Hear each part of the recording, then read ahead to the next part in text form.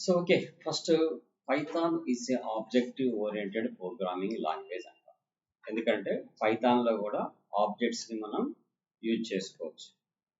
Python almost everything in a object oriented program అంటాం. ఎందుకంటే most of the using objects బేస్డే వాడతాం. But కాకపోతే we can also use the functional programming and structured programming కూడా వాడచ్చు. So at the same time ఇక్కడ పైథాన్లో constructors కోసం మనకి ఒక స్పెషల్ మెథడ్ ప్రొవైడ్ చేశారు. That method is called init. బ్లండర్గా మీరు ఒక పాయింట్ గుర్తుపెట్టుకోండి. పైథాన్లో ఏదైనా ఒక మెథడ్కి ముందు పక్క 2 అండర్ స్కోర్లు తర్వాత 2 అండర్ స్కోర్స్ ఉన్నాయంటే the methods should be provided A Python compiler. అవి యూజర్ డిఫైన్డ్ కాదు. యూజర్ డిఫైన్డ్ ఎప్పుడు కూడా అలా ప్రొవైడ్ చేయకూడదు. ప్రీ డిఫైన్డ్ మెథడ్స్కే ముందు పక్క 2 underscores and after 2 underscores వాడితే the method should be considered as a predefined methods అంటాం. ఈ ఇనిట్ అనే ఫంక్షన్ ఎందుకు వాడతామంటే to initialize the class members అంటే meaning of properties or attributes like ID, name, course, syllabus, లేకపోతే fee, లేకపోతే salary, employee code, employee name. These all are attributes of the object or properties of the object or members of the object అని పిలుస్తుంటాం. Okay, so class అంటే అర్థం ఏంటంటే it's like A blue print are A original copy. The blueprint cannot be used directly anyone. If you want to use the blueprint, then we can make an instance class.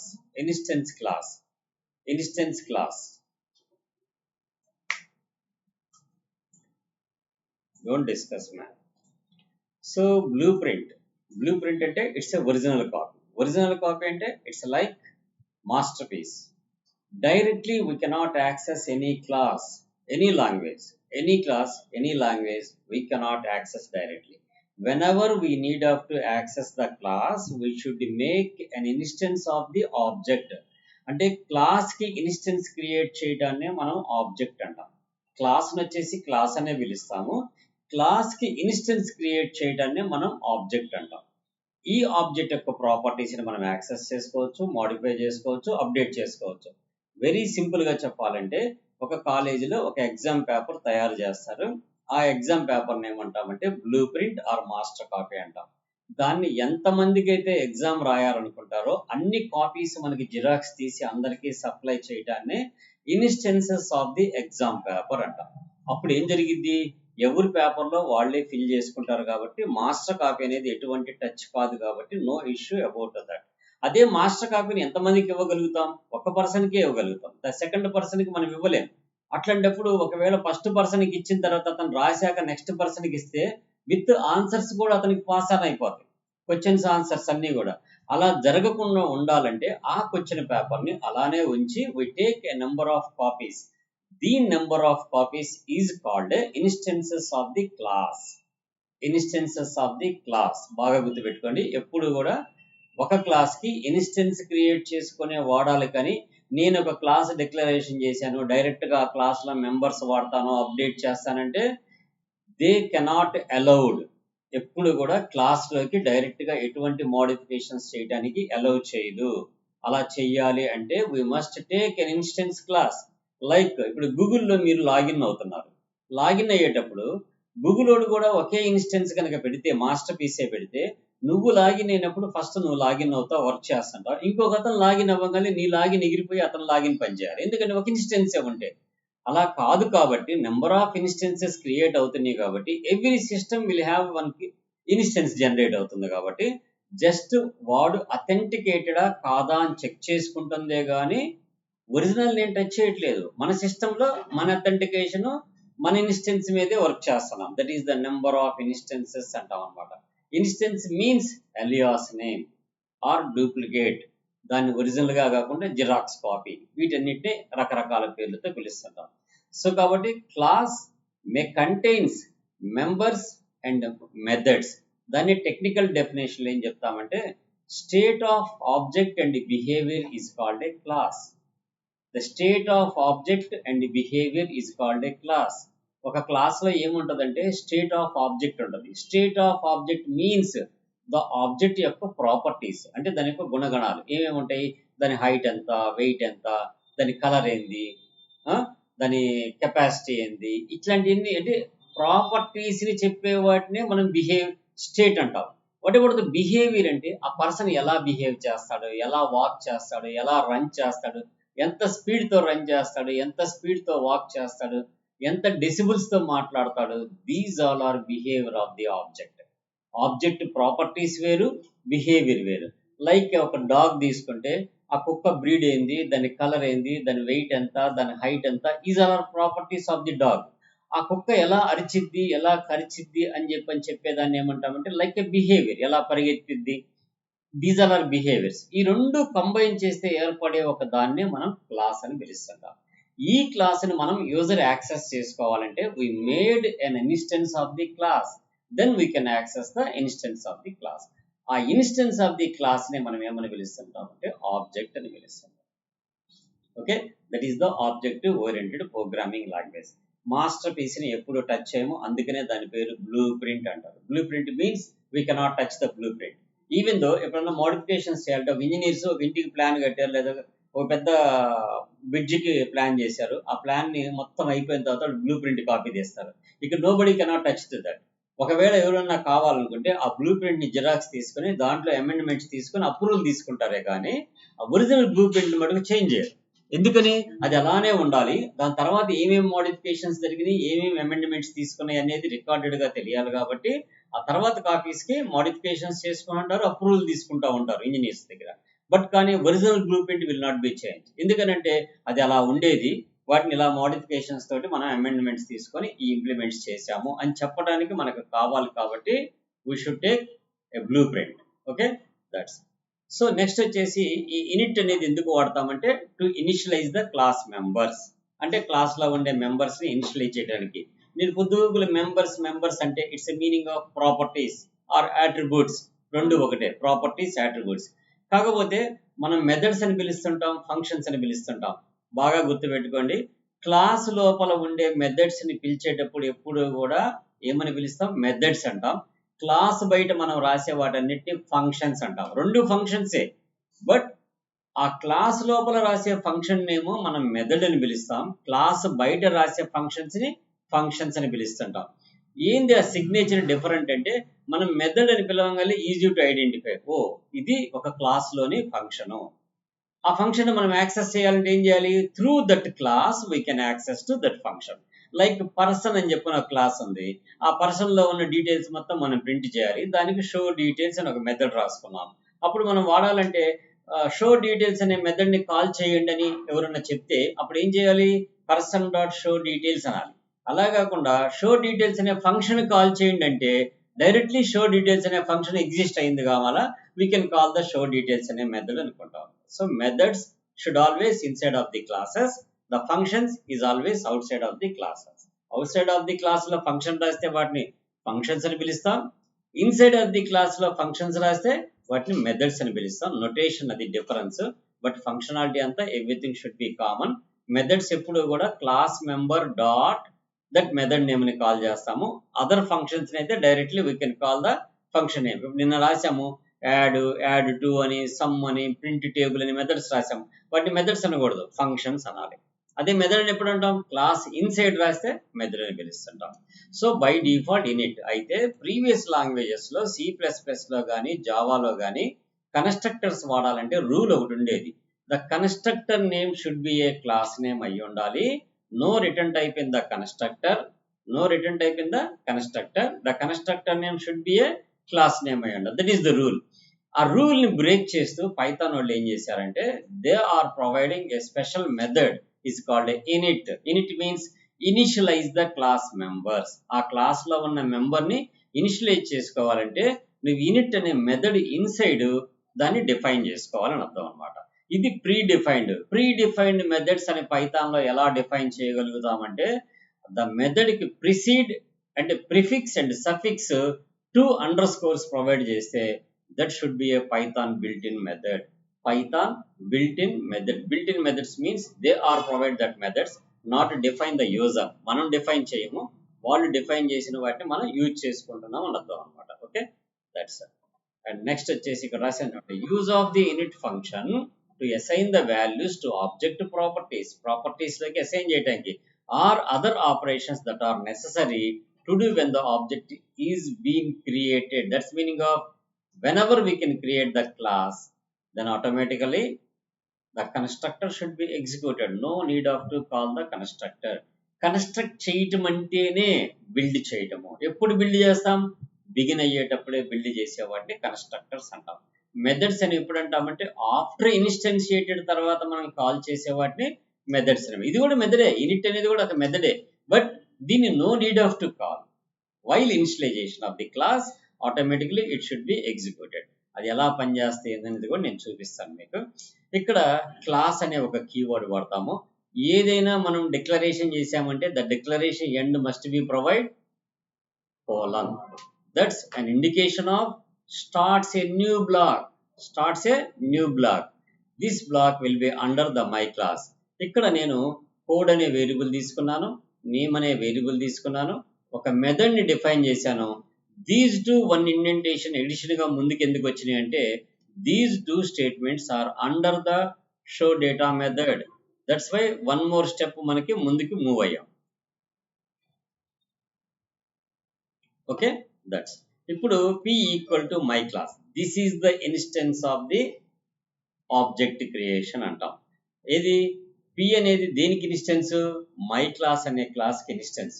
ఇక్కడ new అనే keyword లేదు, ఇదే statement ని జావాలో అయితే ఎలా రాస్తారంటే C++ లో కానీ first my class space ఇచ్చి instance name p is equal to new my class అని ఇంత పెద్ద స్టేట్మెంట్ రాయాలి. In C++ and Java new keyword వాడాలి, అట్ ది సేమ్ టైం 2 సార్లు అదే క్లాస్ నేమ్ ని మనం మెన్షన్ చేయాలి. దీన్ని అంతటిని అవాయిడ్ చేస్తూ ఈ మై క్లాస్ అనేది తీసేసాడు ముందు పక్క, ఇక్కడ న్యూ అనే క్లాస్ ని తీసేసాడు, కీవర్డ్ ని తీసేసాడు. Simply p equal to my class. Automatically ఈ మై క్లాస్ కి p అనే ఇన్స్టెన్స్ జనరేట్ అవుతుంది కాబట్టి the p is an equivalent of my class. Whenever we need of to inside of the parameters or methods we can call through p, that is the classes. So first ఈ 2 points note చేయండి అమ్మా, తర్వాత note చేద్దులే, నేను programmes చెప్పిన తర్వాత wait. మనం programmes కి వెళ్దాం. అర్థమైంది కదా? క్లాస్ అంటే blueprint or master copy. We cannot modify to the directly in the class or blueprint. If you want to modify then we can make an object instance of the class. Then we can access the object inside properties and methods. That's okay. Let's moving to the labs. Where is the labs? PyCharm. Close chesama PyCharm manam లేదు, ఇక్కడ ఉంది. That's okay. Let's the first program చూద్దాం. So what about the first program? So I made one class. The class name is the student details. Student details. ఆ student కి code ఉంది, name ఉంది, ఇంకా కావాలంటే ఇంకో ప్రాపర్టీ మనం ఏదన్నా యాడ్ చేసుకుందాం. లైక్ ఏ కోర్స్ అని చెప్పి తీసుకుందాం. Course is equal to double quotation లో పైథాన్ అని చెప్పి పెట్టుకున్నాం. షో డేటా అనగానే నాకు ఏమేమి ప్రింట్ అవ్వాలి? ప్రింట్ ఆఫ్ నేమ్ తో పాటు ఇప్పుడు కోర్స్ కూడా ప్రింట్ అవ్వాలి. మనం ఇక్కడ సెల్ఫ్ డాట్ అనేది రాయాల్సిన అవసరం లేదు. వీ షుడ్ రిమెంబర్, ఆటోమేటిక్ గా అదే పెట్టేసుకుంటది. ఇక్కడ రాలేదు చూసారా? ఇక్కడ సెల్ఫ్ అని మెన్షన్ చేసినప్పుడు సెల్ఫ్ అని చెప్పి అనేది వరకు రాస్తాము. రాయకపోయినా ఇట్ షుడ్ బి వర్క్స్. ఈ సెల్ఫ్ తీసేయచ్చు, డైరెక్ట్ గా కోర్స్ అని కూడా రాసుకోవచ్చు మనం. ఓకే, ఇక్కడ మెన్షన్ చేస్తే సెల్ఫ్ అంటే it's a meaning of this అనే కీవర్డ్ అనమాట.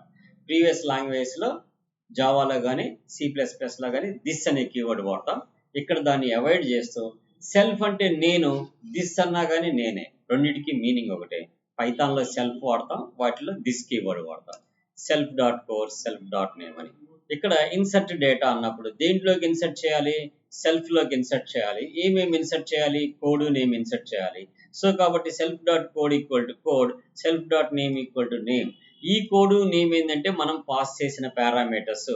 ఈ కోడ్ నేమ్ ఏంటంటే ఈ క్లాస్ లో కన్స్ట్రక్ట్ చేయబడ్డ వేరియబుల్స్ అని అర్థం. ఓకే, ఇక్కడ ఇంకొక ఎడిషన్ కూడా తీసుకొచ్చుకోవాలి మనం. అక్కడి నుంచి పంపించే వాటికి సెల్ఫ్ అనేది వాడము, ఓన్లీ క్లాస్ ఇన్సైడ్ వాడే వాటికే సెల్ఫ్ అనేది వాడతాం. ఈజ్ ఈక్వల్ టు కోర్స్ అంటాం. That's fine. ఇక్కడ నేను ఒక ఇన్స్టెన్స్ క్రియేట్ చేశాను. ఇంతవరకు క్లాస్ డిఫైన్ చేయటము, ఇక్కడ డిఫైన్ చేసాము, ఇక్కడ మెథడ్స్ రాసాము. నెక్స్ట్ ఏం చేస్తున్నాము, ఒక స్టూడెంట్ డీటెయిల్స్ కి ఒక ఇన్స్టెన్స్ క్రియేట్ చేసాము, that is called p dot show data అనగా ఏం ప్రింట్ అవుతుంది, ఫస్ట్ మనం ఏమైతే ఇనిషియలైజ్ చేసామో ఆ డేటా ముందుగానే ఉంది కాబట్టి ఆ డేటా ప్రింట్ అవుతుంది. ఆ తర్వాత p డాట్ ఇన్సర్ట్ డేటాలోకి we are passing some information like course is the Java అని పంపించారు. సో కాబట్టి ఈ డీటెయిల్స్ మీకు డైరెక్ట్ గా ప్రింట్ అయిపోవాలి. ఎందుకని ఈ డీటెయిల్స్ ఎక్కడికి వెళ్తున్నాయి, ఇన్సర్ట్ డేటా అనే మెథడ్ లోకి వెళ్తున్నాయి. ఈ మెథడ్ లోకి మనం పంపించిన ఈ 3 ఆర్గ్యుమెంట్స్ ఇక్కడ ఏం పెట్టాలి, మనం కోర్స్ అని పెట్టాలి. ఈ 3 ఆర్గ్యుమెంట్స్ ఎక్కడికి వస్తున్నాయి, మనకి ఇక్కడికి వచ్చేస్తున్నాయి. ఎక్కడికి వస్తున్నాయి, ఇక్కడికి వచ్చేస్తున్నాయి. వీటిలోకి స్టోర్ అయిపోతుంది. ఇక్కడ నుంచి మనం పంపించేటప్పుడు కోర్స్ జావా అని వచ్చింది, ఇక్కడ నేమ్, ఇక్కడ కూడా మనం ఏం రాయాలి, కోర్స్ అని చెప్పని ఇది రాయక్కల అవసరం లేదు, డైరెక్ట్ గా మనం కామా పెట్టి ఇన్సైడ్ మనం లైక్ పైథాన్ అని రాస్తే అదే కోర్స్ అనేది మార్క్ చేసుకుంటుంది. ఇవన్నీ కూడా హింట్స్ గుర్తుపెట్టుకోండి, దీస్ ఆల్ ఆర్ హింట్స్, మనం రాయాల్సినవి కాదు అవి. మీరు నోట్స్ రాసేటప్పుడు కూడా ఈ కోడ్ నేమ్ కోర్స్ అని కనపడుతున్నాయి కదా అని రాయబాకండి, ఓన్లీ డబుల్ కొటోస్ లో ఏదైతే రాస్తామో వాటినే రాయండి. దీస్ ఆల్ ఆర్ హింట్స్, అర్థమైందా? సో ఇప్పుడు కోర్స్ ఈక్వల్ టు కోర్స్, ఇక్కడ ఏదో స్పెల్ మిస్టేక్ చూపిస్తున్నట్టుంది. I think I will close this also. Yes, fine, is equal to, okay, no issue. Next ఏం చేసాము, స్టూడెంట్ యొక్క ఇన్సర్ట్ డేటా చేసి మళ్ళీ షో డేట్ చేస్తే ఏమొస్తుంది, ఆల్రెడీ అంతకుముందు ఏమో ఈ డేటా ఉంది కాబట్టి ఇది ప్రింట్ అయింది. ఎప్పుడైతే మనం ఇన్సర్ట్ డేటాలో ఈ డేటాను పాస్ చేస్తున్నామో ఆటోమేటిక్ గా ఈ మెథడ్ లోకి వచ్చి మన దగ్గర ఎగ్జిస్టింగ్ అయిన డేటా మీద ఓవర్ రైట్ జరుగుతుంది. ఓవర్ రైట్ జరగడం వల్ల ఏమైంది, ఇప్పుడు ఈ లేటెస్ట్ గా పాస్ చేసిన మెసేజ్ ఈ షో డేటా ఫంక్షన్ లో ప్రింట్ అవుతుంది. ఓకే, ఆ తర్వాత క్యూ అనే ఇన్స్టెన్స్ క్రియేట్ చేసాము. ఎందుకు మళ్ళీ అదే దాన్ని ఇంకొక ఇన్స్టెన్స్ క్రియేట్ చేశానంటే దీనికి సంబంధం లేదు అని చెప్పడం కోసమే. ఇక్కడ క్యూ అనే స్టూడెంట్ డీటెయిల్స్ కాల్ చేశాను, అంటే ఇన్స్టెన్స్ క్రియేట్ చేశా. ఆ తర్వాత నేను ఏం చేస్తాను, షో డేటా అని చెప్పనేది ప్రింట్ చేయట్లా. I don't want to construct data, direct గా నేను డేటాని అప్డేట్ చేసుకున్న తర్వాత ప్రింట్ చేసుకున్నాను, దట్స్ ఫైన్. ఆ తర్వాత మళ్ళీ p డాట్ షో డేటా, అంటే ఎందుకు ఇది మళ్ళీ కాల్ చేసామంటే ఒకవేళ q dot show data update చేసినప్పుడు ఒరిజినల్ ఏమైనా చేంజ్ అవుతుందేమో చెక్ చేసుకోవడానికి p డాట్ షో డేటా, అంటే p లో ప్రీవియస్ మనం ఏదైతే తీసుకున్నామో అదే ప్రింట్ అయింది కానీ q కి దానికి సంబంధం ఉండదు. ఎందుకని, రెండు పేపర్స్, రెండు ఇన్స్టెన్స్లు. సో ఆ ఇన్స్టెన్స్ వేరు, ఈ ఇన్స్టెన్స్ వేరు. ఏ ఇన్స్టెన్స్ కాల్ చేసినప్పుడు దాంట్లోని మెథడ్సే పనిచేస్తాయి కానీ ఇంకొక ఇన్స్టెన్స్ లో పనిచేయవు. అలానే నేను y equal to student details అని ఇంకో కన్స్ట్రక్టర్ తీసుకున్నాను. y డాట్ షో డేటా అనగానే మళ్ళీ యథామామూలుగా ఫస్ట్ డేటాని ప్రింట్ అయ్యింది. Okay, this is the class without constructors, okay, let's write the program. తర్వాత రాదురు నెక్స్ట్ ప్రోగ్రామ్ కూడా చెప్తాను. దీన్ని ఒకసారి ఎగ్జిక్యూట్ చేస్తాను, చూడండి ఏమొస్తుంది. ఎగ్జిక్యూట్ చేస్తే ఫస్ట్ ఏం ప్రింట్ అయింది అంటే ఈ డేటా ప్రింట్ అయింది. ఆ తర్వాత ఏం ప్రింట్ అయింది, మళ్ళీ షో డేటా అన్నప్పుడు ఏది ప్రింట్ అయింది, ఇన్సర్టెడ్ డేటా ప్రింట్ అయింది. ఆ తర్వాత మళ్ళీ నెక్స్ట్ క్లాస్కి కూడా ఇన్సర్టెడ్ డేటానే ప్రింట్ అయింది. ఆ తర్వాత మటుకు మళ్ళీ బేసిక్ డేటానే ప్రింట్ అయింది. ఎందుకని, ఈ దాంట్లోకి మనం ఇన్సర్ట్ డేటా అనే మెథడ్ వాడలేదు కాబట్టి. ఈ వైకి మనం ఇన్సర్ట్ డేటా అనే మెథడ్ వాడామా, వాడినప్పుడు ఏం ప్రింట్ అయింది, బేసిక్ డేటానే ప్రింట్ అయింది. రెండో దానికి ఇన్సర్ట్ డేటా వాడాం కాబట్టి ఇన్సర్టెడ్ డేటానే ప్రింట్ అయింది. ఫస్ట్ దానికి షో డేటా వాడాం కాబట్టి బేసిక్ డేటా ప్రింట్ అయింది. ఇన్సర్ట్ చేసిన తర్వాత షో డేటా కాల్ చేసాం కాబట్టి inserted data should be print అన్నమాట. సో ఒకసారి ఎగ్జిక్యూట్ చేద్దాం, then the result should be print. ఇక్కడ చూడండి, ఫస్ట్ బేసిక్ డేటా ప్రింట్ అయింది, తర్వాత ఇన్సర్టెడ్ డేటా ప్రింట్ అయింది, తర్వాత డైరెక్ట్ గా ఇన్సర్ట్ డేటా ప్రింట్ అయింది రెండో దానికి. ఆ తర్వాత ఫస్ట్ దానికి ఇన్సర్టెడ్ డేటా, సెకండ్ దానికి ఇన్సర్టెడ్ డేటా, అండ్ థర్డ్ దానికి బేసిక్ డేటా వరకే ప్రింట్ అయింది. ఎందుకని, థర్డ్ దాంట్లో మనం ఎటువంటి పారామీటర్స్ మనం పుష్ చేసి పంపించలేదు కదా, that's why. Okay, and next program వచ్చేసి మనం, so this is the initialization of the class. My class తీసుకున్నాము, ఇక్కడ ఒక డిఫైన్ ఇనిట్ అనే మెథడ్ వాడాము. ఈ ఇనిట్ అనే మెథడ్ లో ఏం పంపిస్తున్నాము, రెండు పారామీటర్స్ పంపిస్తున్నాం. జనరల్ గా మనం ఇటువంటి మెథడ్ కాల్ చేయకుండా నేను ఏం చేస్తానంటే దీని మొత్తాన్ని ఐ పుట్ ఏ కామెంట్ పెట్టేశాను. జస్ట్ ఒక క్లాస్ క్రియేట్ చేశాను, ఆ క్లాస్ లో 2 పారామీటర్స్ పంపిస్తున్నాను. ఈ 2 పారామీటర్స్ ఎక్కడికి వెళ్ళిపోతున్నాయి, ఇనిట్ అనే మెథడ్ లోకి వెళ్తాయి. ఎక్కడన్నా నేను ఇనిట్ అని మెన్షన్ చేశానా, మెన్షన్ చేయాల, జస్ట్ ఆ క్లాస్ లోకి పంపిస్తున్నా. ఆ క్లాస్ లోకి పంపించినప్పుడు డైరెక్ట్ గా ఆ క్లాస్ లో ఉన్న కన్స్ట్రక్టర్ లోకి ఆ 2 పారామీటర్స్ పుష్ చేస్తాం. ఇప్పుడు నేనేం చేస్తానంటే ఈ షో డేటా అనే మెథడ్ ని ఈ పైనే కాల్ చేసేస్తాను, అక్కడే కాల్ చేసుకోవచ్చు, నో ఇష్యూ. అంటే అర్థమైంది, నేను పిలవట్లేదు, నేను ఈ ఫంక్షన్ ని పిలవట్లేదు అంటే షో డేటాని కింద ఉన్నప్పుడు పైన కాల్ చేయకూడదు, అందువల్ల ఎర్రర్ వస్తుంది. అందుకని ఏం చేద్దామంటే ఈ రెండు ప్రింట్ స్టేట్మెంట్స్ ఇక్కడే ప్రింట్ చేసేద్దాం. ఇప్పుడు ఏం జరిగింది, మనం రన్ చేస్తే అవుట్పుట్ ప్రింట్ అయింది. అంటే నువ్వు ఎక్కడన్నా మెథడ్ కాల్ చేసావేమో చూడండి, జస్ట్ క్లాస్కి ఇన్స్టెన్స్ క్రియేట్ చేసాము, ఎక్కడ షో డేటా అనే మెథడ్ కాల్ చేయాల. But how it will be print the data? ఎందుకనంటే ఎప్పుడైతే మనం క్లాస్కి ఇన్స్టెన్స్ క్రియేట్ చేస్తున్నామో ఆటోమేటిక్గా ఇనిట్ అనే మెథడ్ ఎగ్జిక్యూట్ అయిపోతుంది. కాబట్టి ఈ రెండు పారామీటర్స్ ఈ రెండిట్లో స్టోర్ అయ్యి then immediately it should be print. అది కన్స్ట్రక్టర్ కాబట్టి మనం ఎక్కడైనా ఇనిట్ అని కాల్ చేసాము, ఇక్కడ ఎక్కడైనా షో డేటా అని కాల్ చేసాము, అన్ని కామెంట్స్లో పెట్టేసాం కదా, అయినా ఎందుకు ప్రింట్ అయింది? ఈ మెథడ్ డైరెక్ట్గా ఎగ్జిక్యూట్ అయిపోయింది. ఎప్పుడు? క్లాస్కి ఇన్స్టెన్స్ క్రియేట్ చేసినప్పుడే. The constructor method should be executed. బాగా గుర్తుపెట్టుకోండి, క్లాస్కి కన్స్ట్రక్టర్కి ఎప్పుడు కూడా రిలేషన్ ఏంటంటే క్లాస్కి ఇన్స్టెన్స్ క్రియేట్ చెయ్యంగల్లే ఆటోమేటిక్గా ఆ క్లాస్లో ఉన్న ఇనిట్ అనే మెథడ్ రన్ అయిపోద్ది, మనం పిలవాల్సిన అవసరం లేదు. అలా కాల్ చేయబట్టే ఇక్కడ మనకి ఈ డేటా కూడా ప్రింట్ అయింది అనమాట. Okay, no need of this. So I will remove, మీకు చెక్ చేయడం కోసం చూపించాను. ఇవి కూడా కామెంట్స్ నుంచి రిమూవ్ చేసేద్దాం. సో ఇక్కడ ఏం జరిగింది, ఫస్ట్ ఇనిషియలైజ్ అయిపోతున్నాయి. షో డేటా అనగానే మనం ఏదైతే ఇనిషియలైజ్ చేస్తున్నామో అది ప్రింట్ అవుతుంది. ఆ తర్వాత డైరెక్ట్గా మెంబర్స్ని బయట కూడా యాక్సెస్ చేసుకోవచ్చు. చూడండి, P dot code input enter the code, P dot name enter the name అన్నాం. తర్వాత పీ డాట్ షో డేటా అనగానే ఆటోమేటిక్గా ప్రింట్ చేసుకోవచ్చు. ఇక్కడ ఇన్సర్ట్ స్టేట్మెంట్ వాడలేదుగా నేను. ఇన్సర్ట్ వాడకపోయినా డేటా ఎలా అప్డేట్ అయింది? Directly the class members we can access out side of the class. Out side of the class అంటే క్లాస్ ఎంతవరకు? ఇంతవరకే కదా క్లాస్. కానీ ఆ క్లాస్ బయట కూడా కోడ్ని నేమ్ని యాక్సెస్ చేస్తున్నాం. ఎలా? P dot code. పీ అనేది ఏంటిది? Instance of my class. కాబట్టి మై క్లాస్కి ఇన్స్టెన్స్ కాబట్టి ఆ క్లాస్లో ఉన్న మెంబర్స్ని కూడా మనం అవుట్ సైడ్లో యాక్సెస్ చేసుకోవచ్చు. ఆ తర్వాత పీ డాట్ షో డేటా అన్నాము, దెన్ ఆటోమేటికలీ ఈ డేటా మనం ఏదైతే రీసెంట్గా అప్డేట్ చేసిన డేటా ఉంటుందో అది ప్రింట్ అయింది. ఆ తర్వాత షో డేటా ద్వారా ప్రింట్ చేయొచ్చు, ఎట్ ది ప్యారలల్లీ డైరెక్ట్గా మెంబర్స్ ద్వారా కూడా ప్రింట్ చేయొచ్చు అని చెప్పి చూపిస్తున్నాం. ఎందుకని? మెంబర్స్ ద్వారా ఇన్పుట్స్ ఇవ్వగలిగినప్పుడు మెంబర్స్ ద్వారా అవుట్పుట్ కూడా చేయొచ్చు కదా మనం. అప్పుడు మెథడే కాల్ చేయాల్సిన అవసరం లేదు కదా. బోత్ షుడ్ బి వర్క్స్ అని చెప్పడం కోసమే దాన్ని వాడారు. సో ఇప్పుడు చూడండి, ఫస్ట్ 100 శ్రీనివాసరావు ఉంది.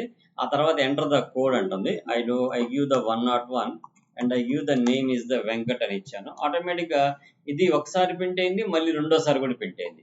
ఫస్ట్ టైం ఎలా ప్రింట్ అయిందంటే షో డేటా అనే మెథడ్ పిలవటం వల్ల ఇవి రెండు ప్రింట్ అయినాయి. తర్వాత ఏమవుతుందంటే ఇక్కడే మనం ప్రింట్ స్టేట్మెంట్ రాయడం వల్ల ఇవి రెండు కూడా ప్రింట్ అయినాయి. Okay, that's. And next third program. So this is the initialization, insert data and show data. So ఇక్కడ ఏం చేసామంటే మనం ఒక క్లాస్ యొక్క కోడ్ నేమ్ తీసుకున్నాము. ఫస్ట్ ఏమో కన్స్ట్రక్టర్లోకి మనం డేటాను పంపించేసాము, at the same time print కూడా రాసేసాము. అంటే క్లాస్ రన్ కాగానే ఆ స్టేట్మెంట్ ఎగ్జిక్యూట్ అయిపోతుంది. ఆ తర్వాత షో డేటా అన్నప్పుడు ఏం ప్రింట్ అవుతుంది? ఈ మెథడ్ ఎగ్జిక్యూట్ అవుతుంది. ఎప్పుడైతే షో డేటా తర్వాత ఇన్సర్ట్ డేటాని కొత్త డేటా పంపిస్తున్నామో ఆటోమేటికల్గా the previous data should be overwrites, then show data అని పిలిస్తే లేటెస్ట్గా మనం ఏదైతే డేటా పంపిస్తున్నామో that should be print. Okay, let's execute this program also. So first enter the code అంటుంది. So I give the 100, some name is the Venkat, then it should be print the Venkat details. After that we are updating the inserting data 101 Kishore, then it should be print the 101 Kishore. Okay, so first ఈ 3 programmes first note చేయండి అమ్మా. Next క్లాస్లో inheritance concept చేద్దాం. Okay, so ఇది basic class plus constructors, ఈ 3 programmes. ఆ తర్వాత inheritance concept చేద్దాం. ఓకే, ఇంతవరకు చేస్తే మీరు నెక్స్ట్ క్లాస్లో మనం ఇన్హెరిటెన్స్ టాపిక్ డిస్కస్ చేద్దాం.